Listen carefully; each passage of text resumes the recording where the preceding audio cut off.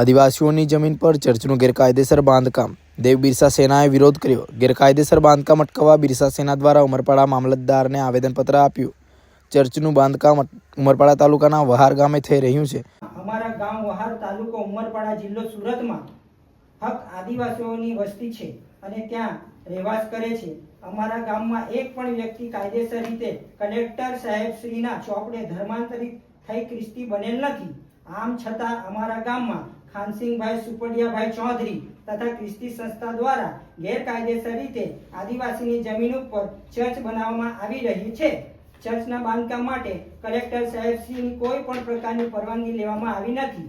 આ ચર્ચના માધ્યમથી અમારા વહાર ગામના ભલા ભોળા આદિવાસીઓને લોભ લાલચ, સામ દામ દંડ ભેદ નીતિનો ઉપયોગ કરી તેમને ખ્રિસ્તી ધર્મમાં ગેરકાયદેસર રીતે વટલાવવાનો પ્રયાસ કરવામાં આવે છે.